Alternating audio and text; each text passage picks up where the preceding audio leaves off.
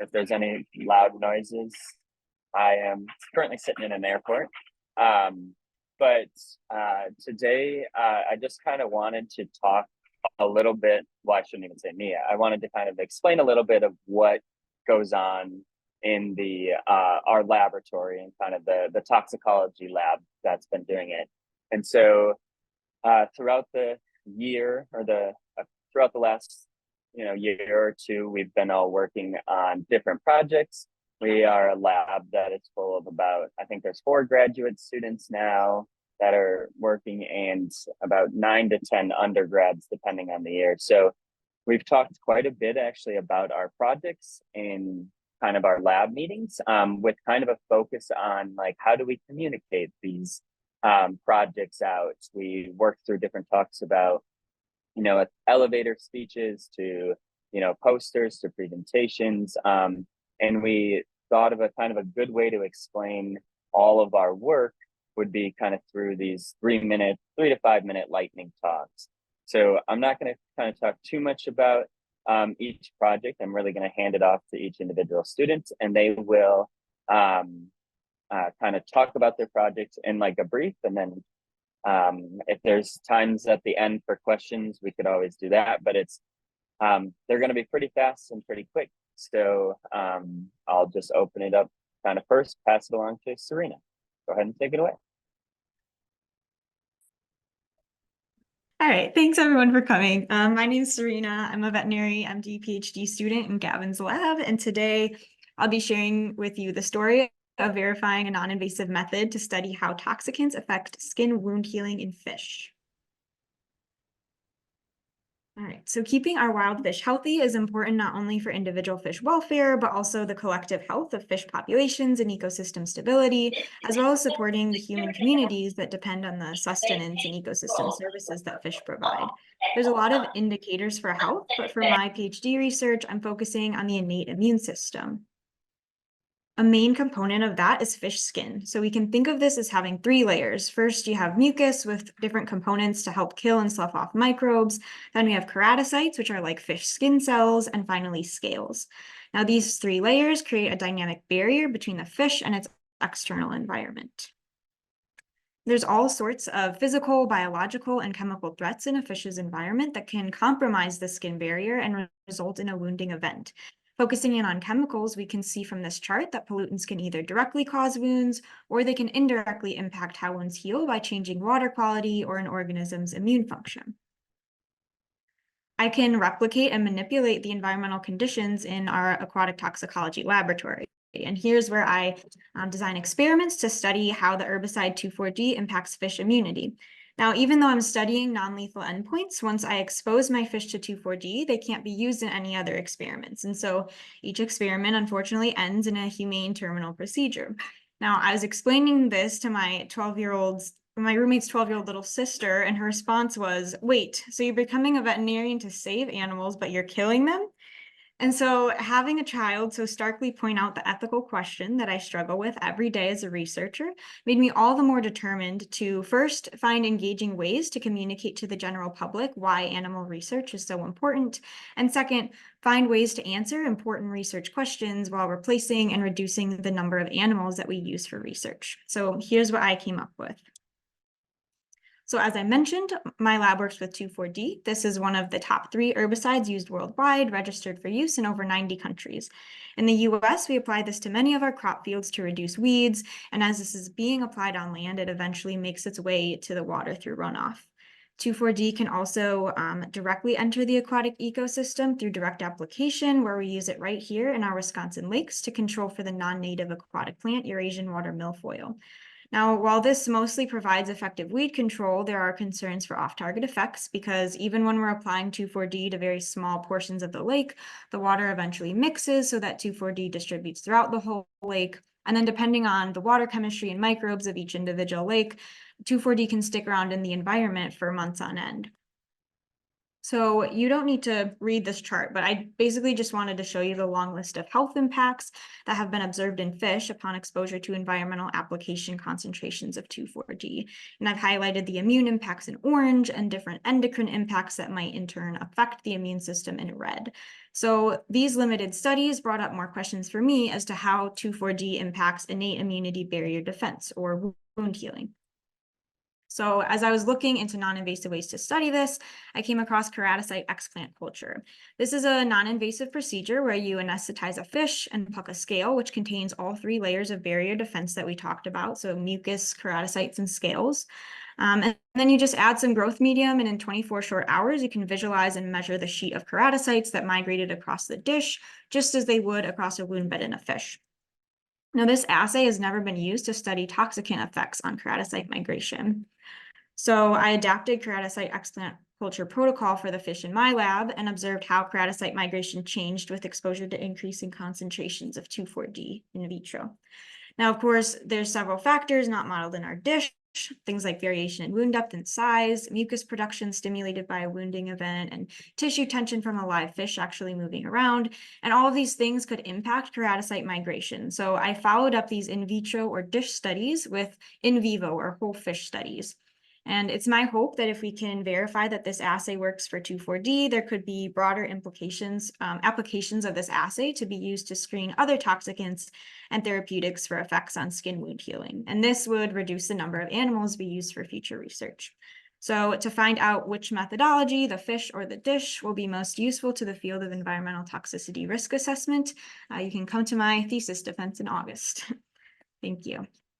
So the second talk, while she pulls this up, is from Tyler Smith, which she isn't able to make it in person, so she actually re-recorded hers for us. So I'll just see if you can press play on the bottom.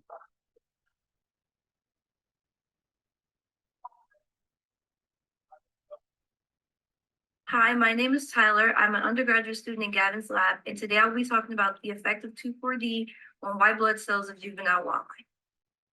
To start things off, we have the immune system, a group of organs working together to protect the body from outside pathogens.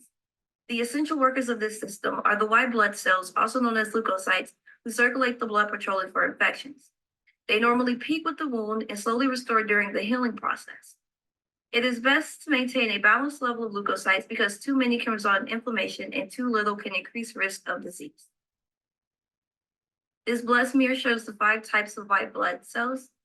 First, we have the neutrophils, the welcoming committee, being first at the site of the infection and any bacteria it comes across. These are the most abundant white blood cells in our body. Next, we have our monocytes, the big eaters, which come in and eat any remaining bacteria left behind by the neutrophils. Lymphocytes are our adaptive white blood cells, producing the antibodies needed to fight future infections, also containing B, T, and NK cells to help with these future infections by developing memory for the bacteria. Our basophils and eosinophils collectively work to defeat parasites and cancer cells while also having a role in allergic reactions. The basophils specifically serve as our immune surveillance, detecting the pathogenic cells early with the assistance of the eosinophils. Moving on to our test subject, we have the walleye. Walleye were chosen to be the subject of this project considering they are a popular sports fish native to Wisconsin with high commercial value, who are sensitive to pollution, deeming them a good indicator species of ecosystem health. Overall, by being a game fish in Wisconsin, they hold more clout when it comes to decision-making pertaining to the maintenance of aquatic ecosystems. As mentioned by Serena, 2,4-D negatively affects non-target organisms like fish in many ways. With that being said, in this project, I used blood smears to examine the relationship between 2,4-D exposure and the white blood cells in walleye. Blood smears are a thin layer of blood spread on a glass slide for microscopic examination, which allows for direct visualization of the blood cells, which allows for differential counting to find exactly which white blood cells are present. And lastly, the blood smear highlights the presence of any pathogens in the blood. We collected blood smears during the acute phase, which is 24 to 72 hours, the subchronic phase, which is 7 days to 14 days, and the chronic phase, which is 30 days. By testing the wound in different environments, we could see more to the herbicide's capacity to disrupt the immune system and its effects on the overall well-being of the fish over time. After collecting the blood smears, we analyzed them for the total white blood cell count and the total red blood cell count. In conclusion, the normal leukocyte level is important for fighting off viruses and bacteria. Introducing an herbicide that can affect these levels will result in the fish struggling to fight against pathogens and viruses, impacting their fitness and lifespan. Looking at the broader ecosystem, an unhealthy fish would impact the organisms above and below it in the food web, including humans. By doing this experiment, we are ensuring the immune strength of the walleye, which is not only for their own well-being, but also for the health of the ecosystem and all life forms within it. Thank you for listening.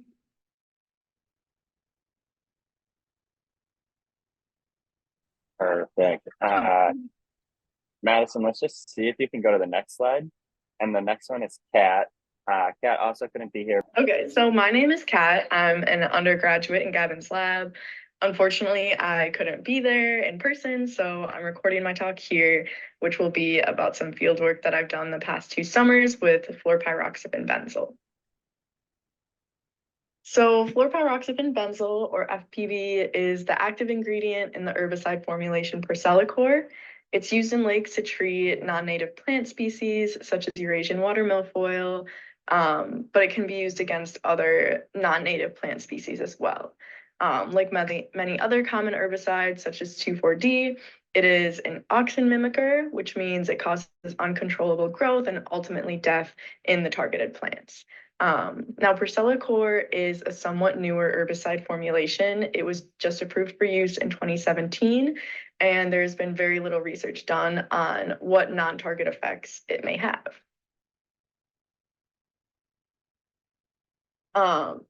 So this is a bit worrisome because we know that other herbicides do have negative effects on non-target organisms. Lots of research has been done on 2,4-D and has shown that it has negative effects on the survival and growth of fathead minnows.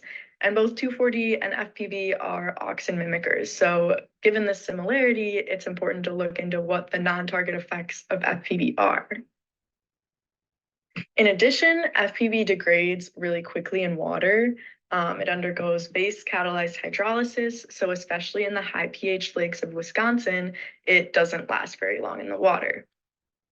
Through our research, we found that between 48 and 72 hours after an FPB treatment, there is very little FPB actually left in the lake. However, we have to consider what the degradation products of FPB are, because although there may not be FPB present in the lake after a certain amount of time, it has to degrade into something. And very little research has been done on these degradation products and what effects they might have on non-target organisms. So that brings me to our research. Over the past 2 summers, we've gone to different lakes in Wisconsin. Now we're undergoing FPB treatments to control invasive plant species. And the day before these treatments, we set up exposure systems, which you can see in the picture here. And I don't know if this is going to be in this little window here, will be in my presentation. But you can see the exposure system in the picture here. And we put larval fathead minnows in the buckets there. The day after we set up the exposure system was the day of the FPB treatment in the lakes. And then we let the larval fathead minnows develop in these buckets in the lakes, exposed to FPB for 4 weeks, before we came back, opened up the buckets, and measured their survival and growth in order to determine what effects the FPB treatment may have had on them. So something that's really cool about this experiment is that it happens out in the field in actual lakes that are undergoing an FPB treatment. Lab work is great. We can figure out a lot of stuff through lab work, but it is important to see if our lab work actually reflects what might happen in the real world. So that's why we're doing this work. So yeah, thank you for listening. I'm sorry I couldn't be there in person, but I hope you enjoyed this talk. Thank you.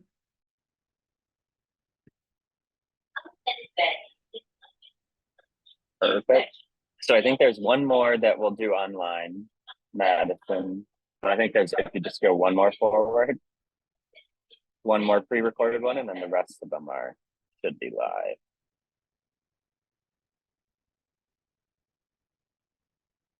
Hello, I'm Jane. And I'm Grace. And we're undergraduates studying the effects of fluorpyroxafen benzyl on walleye embryo survival and development.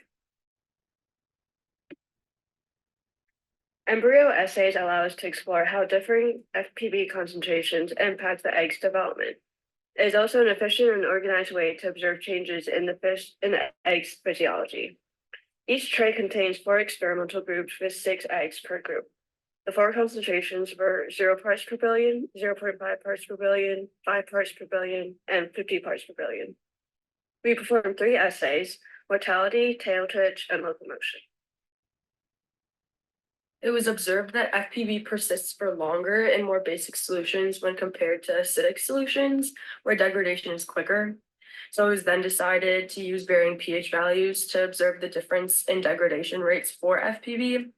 Therefore, values of 5, 7, and 9 pH were used throughout testing in order to understand the relationship between FPV and pH values. For the mortality assay, we recorded the mortality of the eggs daily. If an egg displayed a white or opaque color, it was considered dead or unfertilized. This assay gives us insight into how increasing FPV concentrations affect the survival rate of the embryos. For pH 9 and 5, there is an overall decrease in survival rate for all experimental groups. However, for pH 9, the low group had the highest mortality rates. And then our Twitch assays aimed at asking the big question of how does FPV concentrations impact neurological development in embryos?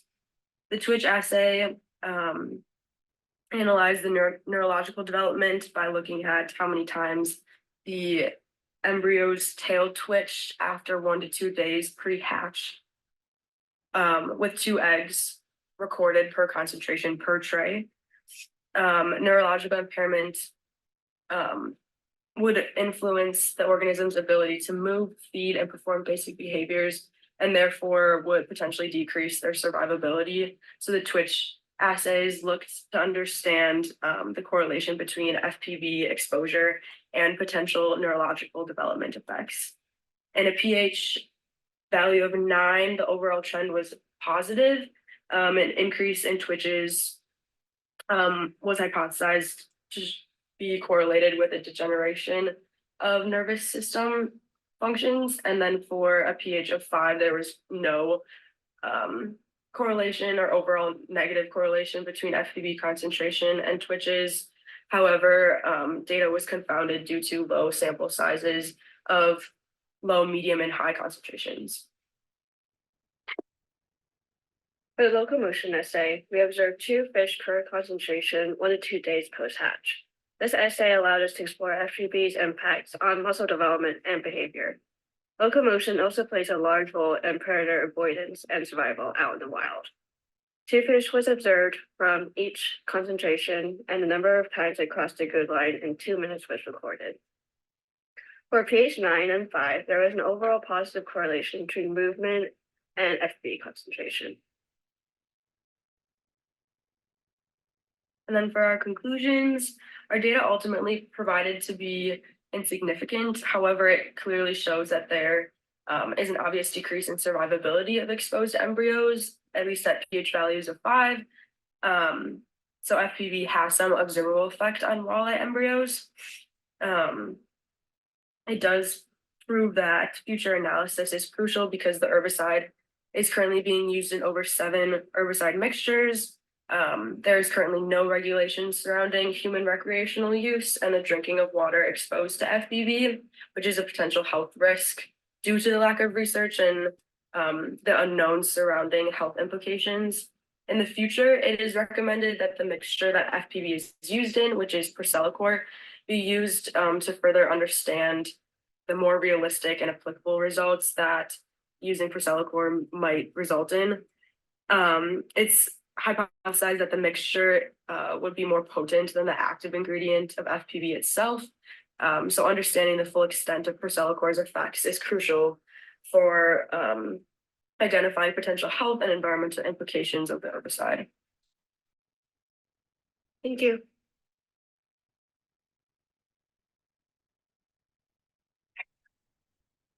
Awesome. So I think up next we will pass it to Heidi. And Heidi, if it works for you to keep it on here and having Madison change them, we could go with that. Or if you want to take over, you can. I can just give you a little side, Madison, when I want it switched. So keeping with the herbicide and non-target impacts, my project is fathead minnow embryo respiration assays and implications in herbicide treatment. So for a little background on developing this assay, first of all, embryos were chosen because they are highly sensitive and require adequate oxygen to develop. They're going through a lot of development in a very short amount of time, and proper oxygen is needed to develop these vital organs. And especially compared to adults, they're just more sensitive to the conditions of their environment and potential contaminants in there. And then I chose to look at respiration rates because they could be a good indicator of overall health and proper embryo development, like talking the last point. And it could also be an indicator of metabolism and subsequent survival or growth of the fish. So the overall goal was to create a respiration assay for embryos to establish respiration baselines, or what it should be looking like throughout development, and compare these with embryos exposed to contaminants such as an herbicide. So a little closer at the project, the first step was to, again, get this baseline. And I used fathead minnow embryos using a respiration microplate, which looks kind of like the cartoon at the bottom. You just put them in the little wells and you can run these trials throughout their development. So you would start like 1 day post-fertilization, right when they're formed, through when they hatch. And looking at these various developmental stages is important because they're developing different things as time progresses. And like, for example, the circulatory system developing might have a different oxygen demand than when the tail is forming or something like that. So the graph on the top, that's an example of 1 day post-fertilized fathead minnow eggs. So the slopes and the conformity of, or the uniformity of the slopes varies as development goes on. And it's important to get that baseline so you can see what it should look like. And then the next step would be to expose the embryos and run the same thing again and compare the rates and see if there were any differences throughout the stages. And in the Wisconsin context, where we love to use herbicides, this could be done with various Wisconsin native fish species. I tried it with fatheads and walleye, but this could be done with virtually any organisms that you can fit into the wells. So the overall importance, this all kind of started just from the extreme lack of research on non-target organism impacts from herbicides. And this assay could be a way to bridge the gap in the research within lake management. So rather than just focusing on, like with an herbicide, how does the plants react? How is the ecosystem as a whole doing with these treatments? And this aims to take more of a holistic or whole ecosystem health approach to management, to try to find the best ways of going at like treatments that are best for the ecosystem as a whole. And the other great thing about this assay is that it could be used in many contexts, whether that's looking at various environmental contaminants or management techniques. And with this early life stage focus, you can really hone in on the most sensitive species in the ecosystem and compare their stages to get more specific insights on what might be going on. And you also have the ability to compare across species. So yeah, thank you. Nice. Perfect. So we may get back to pesticides, but that kind of wraps up kind of one big portion of work that's being done in the lab. We're going to switch brains really fast from pesticides to PFAS. And I will hand it over to Eve first to talk through our first PFAS. Sweet. So hi everyone, my name is Eve and I'm a first-year PhD student in Gavin's lab, and my work is focused on per and polyfluoroalkyl substances, or PFAS contamination in the ceded territories.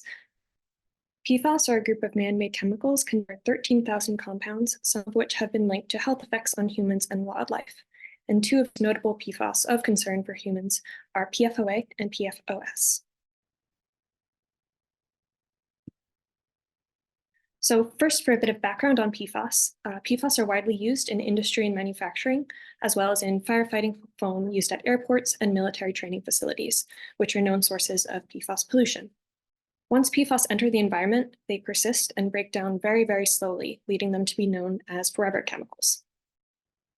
And part of what makes PFAS such a problematic contaminant is their tendency to transfer from water to plants and animals, which can pose a risk for human consumption, particularly for marginalized and tribal communities that are disproportionately exposed and affected by pollution, and harvest traditional foods such as walleye and wild rice from lakes and rivers across the ceded territories. PFAS also tend to bioaccumulate and build up in species, but they do not follow the typical pattern of bioaccumulation often associated with contaminants such as mercury, where concentrations directly increase up trophic levels. It is currently unknown what factors influence the rates of PFAS bioaccumulation, which is where my research comes in to address this information gap. So for my dissertation research, I am working with Ojibwe tribes in the ceded territories to understand the effects of PFAS in ecosystems across the ceded territories. This work is guided by tribal communities and led by priorities identified in collaboration with tribal community members. So this work will address questions in three general areas. First, I will be quantifying PFAS in maple sap and syrup. So in this project, I am working with the Wisconsin State Lab of Hygiene to develop a method for detecting PFAS at lower levels than previously possible in both sap and syrup. And I will be investigating the role of source proximity in any contamination patterns that we find. Additionally, I will be comparing the levels of PFAS in unprocessed maple sap and syrup compared with the finished syrup to determine the impact of the processing on the finished product. So for the second aim, I'll be investigating the impact of PFAS on the health and immune function of a key indicator species in the Great Lakes region, the tree swallow. So for this project, I will be determining the effect of PFAS exposure in the swallow's feeding environment to metrics of immune function, such as white blood cell count. Lastly, I will be determining the bioaccumulation rates of PFAS in species with social and cultural and economic importance to Ojibwe communities, particularly walleye and wild rice.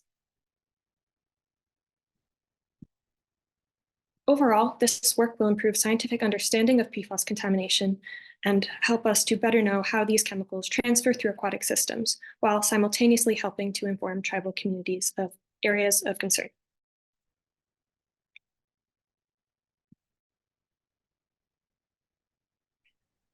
Thanks, Eve. Now I'm going to turn it over to Dr. Roos, or Dr. Cornelius Roos at the Field Museum. You'll probably have to take over sharing because I only have your first slide on here. Awesome. Yeah, so thanks, Gavin, and everyone for coming and for the invitation. As Gavin mentioned, I'm Emily, and I am a postdoc at the Field Museum of Natural History in Chicago, but I'm working with Gavin on the long-term bald eagle monitoring project. And so I'm excited to share with you some of the kind of like a brief look into the health impacts of PFAS on bald eagle nestlings. As this group is well aware, PFAS are of incredible concern in the Great Lakes region. So PFAS are a group of man-made chemicals. There are over 5,000 different types, potentially much more than that. And they're largely found in firefighting foams, nonstick coatings, stain-resistant products, plastics, and more. And they're very persistent in the environment, and within organisms have half-lives of over 5 years, which is why people call them forever chemicals. And PFAS have been detected globally in over 300 species of animals, including humans. And the quantity of aquatic PFAS in contaminated sites is increasing throughout the United States and in the Great Lakes region. But we really don't know how and how often animals are bioaccumulating these toxins. And so while we know that PFAS are in most living organisms and ecosystems, we know very little about the health impacts of these contaminants. And most of the information we have are from PFAS studies in humans. And so we know that certain types of PFAS have shown influences on antibody response to vaccines, but we also believe them to be endocrine disruptors. And so they might impact aspects of fitness, survival, condition, and thyroid health. And but despite that, we really don't know much about how PFAS influence immune function, which you've heard a lot about this afternoon. And so based on everything that I just mentioned, for this project, we're really taking this One Health approach towards understanding the impacts of PFAS. And so what does that mean? One Health approaches aim to balance and improve the health of people, animals, and the ecosystems in which they live. They also recognize that the health of animals and ecosystems are tightly interlinked with the health of humans. And so while we know that PFAS are found in most, if not every organism, we also need to understand the long-term health effects in our local ecosystems. And so the objectives of this study were many, but the two that I'll be talking about today are: can we detect PFAS in bald eagle nestlings across the state of Wisconsin, and what are the levels there? And then, does PFAS contamination influence nestling health and condition? And so I believe someone else is presenting on the IGY aspect of this, and so you'll hear more about bald eagles in a little bit. But these are all the things that we measured for these nestlings, and it's quite a lot. But what I'm going to focus on today is just a few of these health markers and the overall levels of PFAS that we found in the nestlings. Okay, so some brief results. So as I mentioned, there are many types of PFAS, but in the current panel that we're using, there are 33 subtypes. So if we sum up all the subtypes in the birds and break it down by county, which are the different colors here, we see that there are differences in the levels of total PFAS levels. And so what we're seeing is that in Ashland and Douglas County, which are the green and sort of the teal color, which are shown by the inset here, so these include regions like the Apostle Islands, birds appear to have the highest levels, which we think might be because they're more aquatic feeding eagles compared to some of the eagles in maybe like Brown County, closer to Green Bay, which might be more terrestrial feeding. And this is pretty overwhelming, but this is just to give you a sense of the different ranges for the types of PFAS in our panel. And so the ones that we appear to be the most different in our nestling eagles are PFOS, PFDA, PFUNDA, or as I like to call it, PFUNDA, and PFNA. And so these are very different ranges, but we're seeing different levels in these birds across different counties. And these are the 33 different PFAS that we measured. And so for the rest of the results, I'll just kind of give you a brief look at how we broke them down in terms of short chain and long chain. So the number of carbons in their backbone. And this is a pretty classic way to break down these PFAS into manageable units. And so when we look at total PFAS levels in the different counties, short chain versus long chain PFAS, what we're seeing is that those total PFAS levels are really driven by differences in the long chain PFAS subtypes. And so we see the same relationship where levels in Ashland and Douglas County are much higher than in other regions. And then one of the other things that we measured was thyroid hormone health. And so we looked at T4 and T3 thyroid hormones and then took the ratio of those. And so we don't see any changes despite the changes in the levels of contamination in PFAS. And so this might sort of point to the fact that maybe there aren't super significant effects of PFAS on thyroid health, at least in these eagles. What we are seeing, though, is that when you are more contaminated with short and long chain PFAS, we're seeing decreased total white blood cell counts. And so this might sort of indicate something else that's going on or point to other responses that we should be looking at for the health of these eagles. And so just to sort of sum up, yes, we can detect levels of PFAS in bald eagles, kind of a no-brainer, but we are seeing the highest levels in Ashland and Douglas counties. And then also, yes, we are detecting some impacts of PFAS on their immune system. And there are many others that we've measured and that you'll hear about today that we're seeing some differences in as well.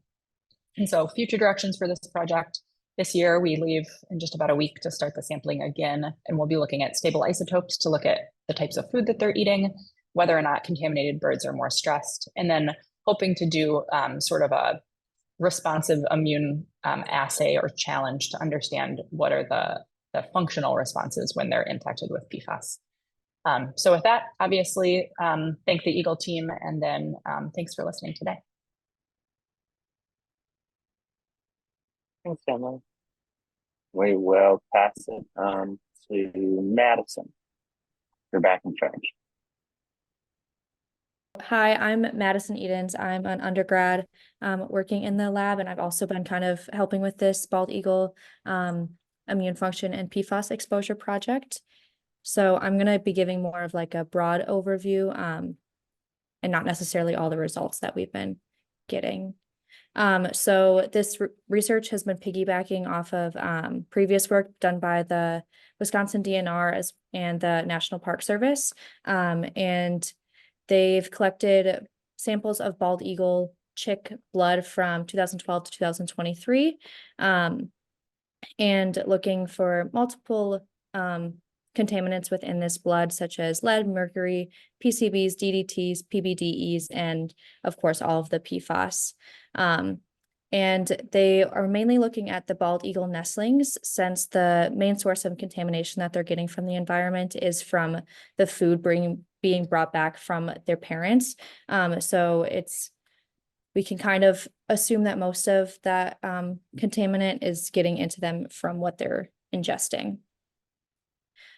So this current project, I've been working on doing DNA extractions to determine the sex of the eagles, as well as any diseases that they may have.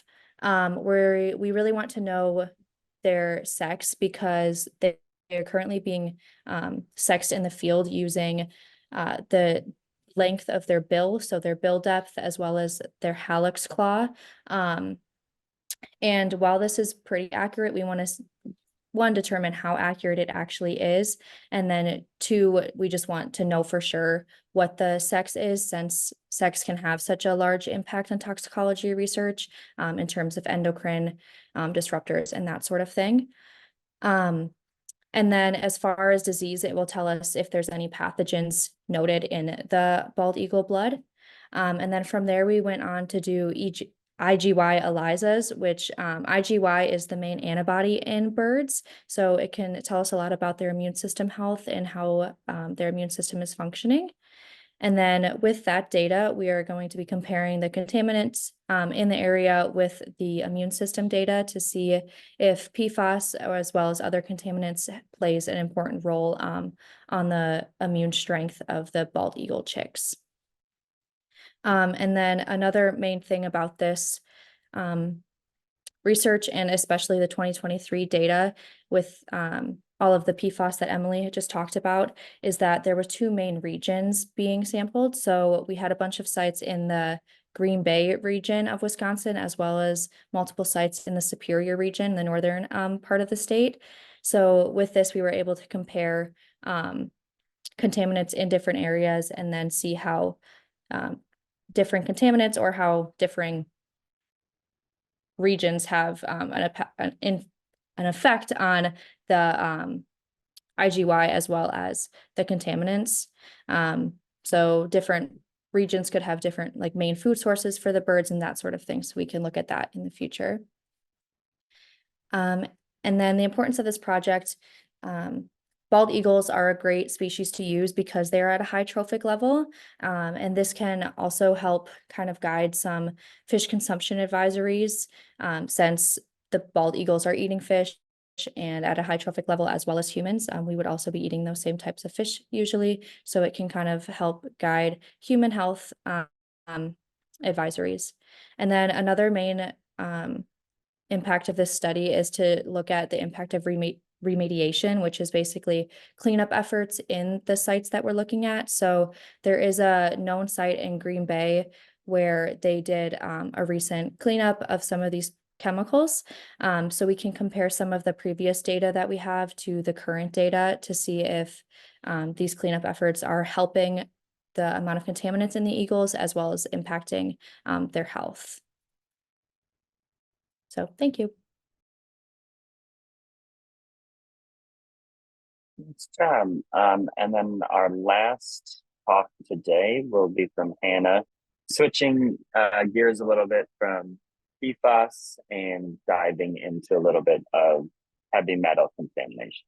So I'm Hannah, I'll be wrapping it up for y'all. I'm an undergraduate in the Dehnert lab, and my project's all about understanding heavy metal contamination in Chicago through robin feather and watershed analysis. So heavy metals are similar to herbicides and PFAS in that they can act as systemic toxicants in ecosystems. But unlike them, however, heavy metals are far more studied. They can act as essential nutrients and vitamins in the body, and they occur naturally in the environment. And so that means that their toxicity is highly concentration dependent. Some major heavy metals that are particularly harmful, even in low amounts, are mercury, arsenic, cadmium, chromium, and lead. And they're primarily deposited into the environment through anthropogenic activities like smelting, petroleum combustion, and even commercial fertilizer usage. And they've been linked to cause reproductive issues, cancers, increased oxidative stress, and so on. So what the study is specifically looking at is the extent to which pollution is occurring and which organisms are at the greatest risk of being contaminated. As these metals move into soil and water, they'll be consumed by living organisms, and that will cause bioaccumulation and in some cases biomagnification. And that basically means that moving up the trophic levels, heavy metals will be more readily absorbed and present in greater concentration. We hope to use the robin breast feathers as a non-invasive biomonitor for how much accumulation is happening and to assess the health of the three major watersheds in the Chicago area. Super interestingly, birds are known to excrete toxins in their molt, and so basically when they ingest a toxin, enters the bloodstream, it's processed, and then it's expelled in the feather growth. And therefore, the contents of their feathers can help us understand kind of what metals they're being regularly exposed to. And robins specifically work well for this project because they live here year-round and therefore will provide us with more reliable data than migratory birds. And so our goal for this experiment is to identify which watersheds are most vulnerable to heavy metal contamination and isolate sites of particular concern. And then from here, we aim to cross-examine contamination patterns with possible anthropogenic causes like population density and industrial practices. And then after this, we can begin looking at implementing bioremediation efforts in the area, and those can be tailored to best serve the metal of greatest concern. And then results of the study will also be used to examine the relationship between avian immune function and heavy metal contamination.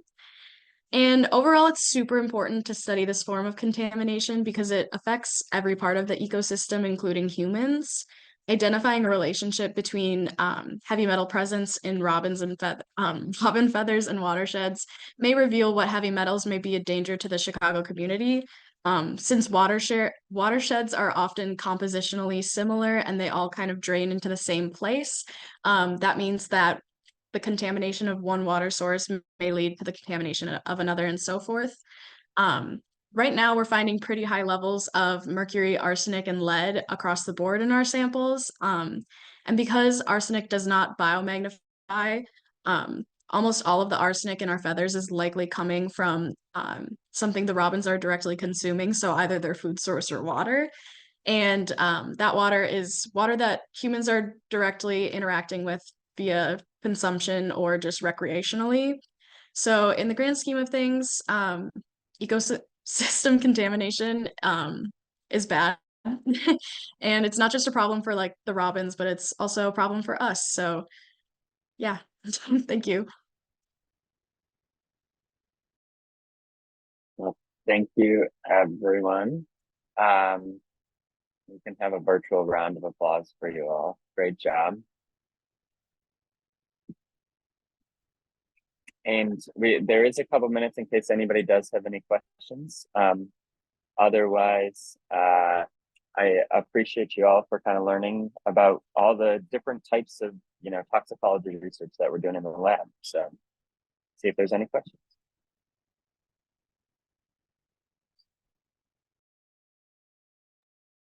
And if you have questions, you can either type them into the chat or just go ahead and jump in. We're pretty informal usually for those who have not been part of our meetings in the past. For the undergraduates that are in the lab, I was just curious how this experience maybe shaped what you're thinking of for your future plans.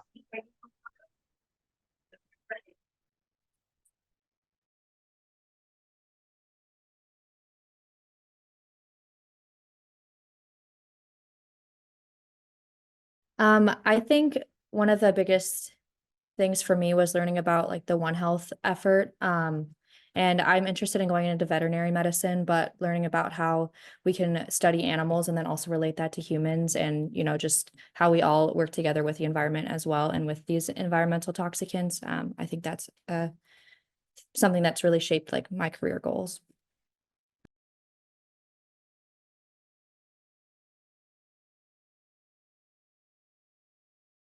For me personally, I'm only a sophomore, but I recently changed my major and everything, and I feel like working in the lab and doing this kind of research has really helped me kind of bridge together all my different interests and help me kind of figure out what I want to do with my life. I really enjoy doing the research and everything, so I think that's something that I'll want to continue to do into the future.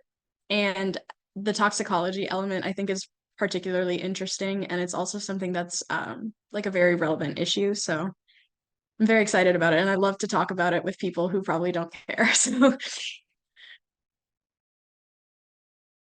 Yeah, I definitely agree with both of them. One of the biggest things that I learned too is just how many niche things there are and that you can study, which is helpful, but also makes it more difficult because I'm interested in a lot of things. But yeah, I really like working with water, and chemistry hasn't always been my strong suit, but I feel like this was a good way to introduce it in a less scary way. Yeah, I'll ask a question. So for the fish people, do you still eat fish? And for the bird people, do you still eat bald eagles?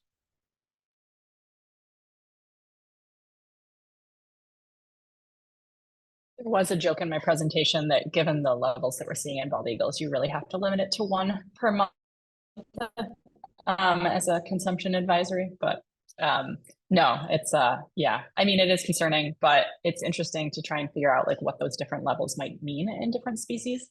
Because they all obviously, a high level in an eagle might mean a lot of, very different things than a high level in a fish. So that's kind of what we're trying to gain insight on.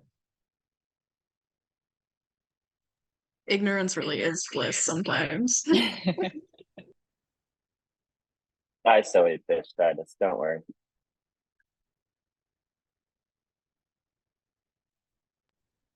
I think we actually got many fish dinners in the areas and regions where we're testing these eagles. So there's that. I'm just hoping the lead and the PCBs in my body from eating fish will battle the PFAS in my body from eating fish. So I think I'm good. They even out.